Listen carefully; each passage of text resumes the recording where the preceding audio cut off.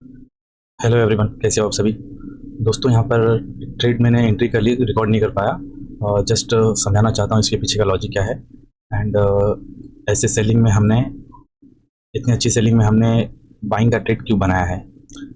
पहले तो दोस्तों हम लोग आज के ट्रेड को समझने के पहले कल के चार्ट को समझ लेते हैं। कल जो है मार्केट ऑलमोस्ट फ्लैट ओपन हुआ था। फ्लैट ओपन होने के बाद अपने आप को अगर आप देखोगे तो एक रेंज में रखा था, और वो रेंज जो था अराउंड था 100 रुपीज़ का, आई गेस।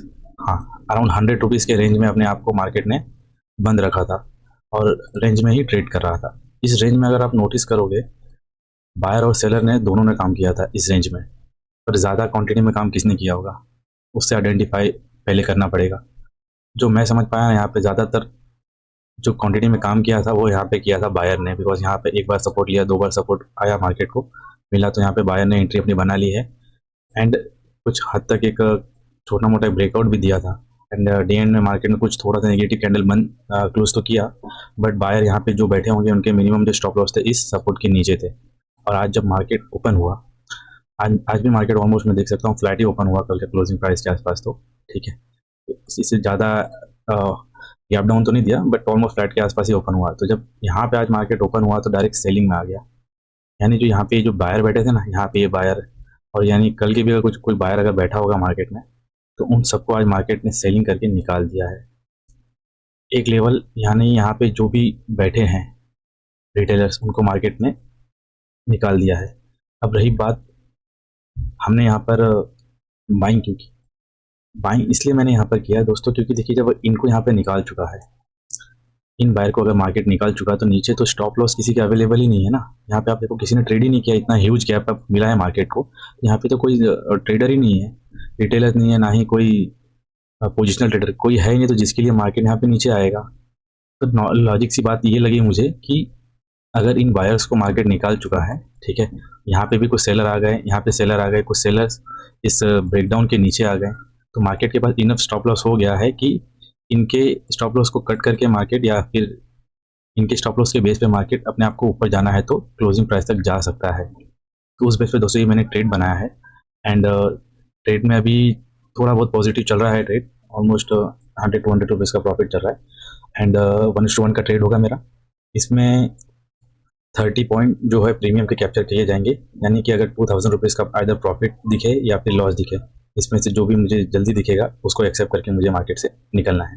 ठीक है, हाँ, बनी रहिए दोस्तों, और ट्रेड में जो भी अपडेट्स आएंगे मैं आपको देता हूँ। एंड जो भी हमें मार्केट से मिलेगा पैसे या फिर लॉस, वो हम एक्सेप्ट करेंगे आज। दोस्तों यहाँ हमारे ट्रेड में ऑलमोस्ट 50% हमारा जो टारगेट था वो ऑलमोस्ट यहाँ पे अचीव होता हुआ दिख रहा है। आउट ऑफ 1000 रुपीज़ का प्रॉफिट रन कर रहा है। एंड लेट्स सी, अगर ये कंटिन्यू, अगर एक और कैंडल बना देता है इसके बाद, तो शायद हमारा टारगेट आ जाएगा। और प्रॉफिट दोस्तों तब तक नहीं होता जब तक हम इसे बुक नहीं करते हैं। तो ये जो अभी दिख रहा है ये रियलाइज प्रॉफिट नहीं है। लेट्स सी, आई होप कि अगर हमारा साइकोलॉजी सही था तो मार्केट को रिवॉर्ड देना चाहिए। तो दोस्तों यहाँ पे आप देख सकते हैं, मैक्सिमम हमारे जो ट्रेड में 1300 का प्रॉफिट मैंने देखा था। ऑलमोस्ट अगर 200-500 रुपये और भी आ गए होते तो मैं शायद ट्रेड बुक कर देता था। अब ऑलमोस्ट मार्केट देखिए एक यहाँ पर एक ट्रैप बना रहा है। तो ट्रैप ऐसा है कि थोड़ा सा ट्रिकी वाला ट्रैप है कि मार्केट करना क्या चाहता है। देखिए मार्केट में एक चीज़ तो मेरे लिए क्लियर है कि मार्केट में जो डाउन साइड है, यहाँ पे कोई स्टॉप लॉस है नहीं। इस कैंडल को देखकर, और या फिर इस कैंडल को देखकर कुछ जो बायर आए होंगे उनके भी स्टॉप लॉस ज़्यादा से ज़्यादा इस यहाँ तक ही रहने वाले हैं। तो मार्केट अगर यहाँ तक भी आता है, तो यही अगर ये सेलर्स या फिर सॉरी ये जो बायर्स है अगर ये चले जाते हैं मार्केट में, तो फर्दर मार्केट के पास नीचे जाने के लिए कोई स्कोप नहीं है, जो मैं समझ पा रहा हूँ मार्केट को, जो मेरी साइकोलॉजी समझ रहा हूँ मैं। तो जब मैं समझ पा रहा हूँ कि जब इसके नीचे मार्केट को कुछ बेनिफिट नहीं मिलेगा, तो ये मार्केट को यहाँ पे जाना क्यों चाहिए, ये मेरा ऑब्जेक्शन है एक्चुअली देखा जाए तो। और बाकी तो मार्केट तो उसके ऊपर किसी का जोर नहीं है, उसका जो करना है वो चाहिए तो पूरा यहाँ तक नीचे वापस आ सकता है, उसमें कोई बड़ी बात नहीं है। But let's see, I think अगर इन बायर्स का, जैसे कि मैं समझ पाया था कि इन सेलर्स के बेस पे मार्केट ऊपर जाना चाहिए, तो may be market in buyers को ऐड करके अगर फर्दर सेलिंग में जा रहा है तो जा सकता है, लेट्स सी, बट ज़्यादा नहीं जाना चाहिए। अगर इसके नीचे चला गया तो फिर चांसेस बहुत ज़्यादा है ये कि हमारा स्टॉप लॉस चला जाएगा। अब कुछ नहीं कर सकते दोस्तों, यही मार्केट है। एंड थोड़ा सा ट्रेड हैंडल करना पड़ेगा दोस्तों। ऑलमोस्ट टारगेट के आने के आसपास हम मार्केट में रिवर्स आ चुके हैं। लेट्स सी आज लॉस अगर है तो लॉस ही लेके जाएंगे, बिकॉज जो साइकोलॉजी पे काम कर रहा था मैं, आई थिंक अभी भी मैं उस पर ही डटा हूँ कि मार्केट को यहाँ से निकल जाना चाहिए। एंड बाकी तुम मार्केट ही मालिक है। Let's see. तो दोस्तों आप देख सकते हो ऑलमोस्ट हमारे ट्रेड में 50% के आसपास लॉस अब रनिंग कर रहा है, और 900 के आसपास, 1000 के आसपास। एंड अब ट्रेड को हैंडल करने के अलावा एक्चुअली मेरे पास कुछ है ही नहीं अब, दूसरा रास्ता तो है नहीं दोस्तों। तो अगर जो भी अगर स्टॉप लॉस के पास आता है, स्टॉप लॉस अगर लेके जाता है मार्केट, तो मुझे देना ही पड़ेगा। अगर थोड़ा सा भी इसके बाद एक कैंडल अगर बना देता था ना मार्केट, तो शायद हमारा टारगेट अचीव हो जाता और साइकोलॉजी के हिसाब से भी हम सही हो जाते। चलिए हैंडलिंग करते ट्रेड, और रास्ता नहीं हमारे पास कुछ। दोस्तों यहाँ पे एक चीज़ नोटिस करना आप, जब ट्रेड में ऑलमोस्ट मेरे फेवर में था, जब 60 पॉइंट का जब मेरा टारगेट था, एंड मार्केट ऑलमोस्ट मेरे जो टारगेट है उसका 47 ऑलमोस्ट 50% तक पहुँच गया था मार्केट, तब भी मेरा टारगेट 700 रुपीज़ से शॉर्ट था। अब मार्केट जब मेरे अगेंस्ट है, तो मार्केट सिर्फ -14 पॉइंट है और ऑलमोस्ट मेरा 50% का लॉस चल रहा है। तो इससे मैं क्या समझूं, मतलब ये जो मैनिपुलेशन समझूं, या फिर प्रीमियम डीके भी इतना नहीं चलना चाहिए, बिकॉज एक्सपायरी जस्ट अभी 2 दिन पहले ही गया है, तो इतना फास्ट प्रीमियम डीके भी होना, वो भी थोड़ा डाइजेस्ट नहीं होता है। तो कुछ अब कौन सा फैक्टर है ये समझ में नहीं आता है, बट ये है कि जब अगेंस्ट जाता है मार्केट, सोचो ना, अगर ये 60 पॉइंट का जो मैं स्टॉप लॉस रखा है, मैंने ये रखा है मैंने एटीएम के ट्रेड के बेस पे, यानी 50 रुपीज़ का जिसका डेल्टा होता है, यानी कि अगर मार्केट में 2 पॉइंट बढ़ेंगे तो प्रीमियम का 1 पॉइंट बढ़ेगा।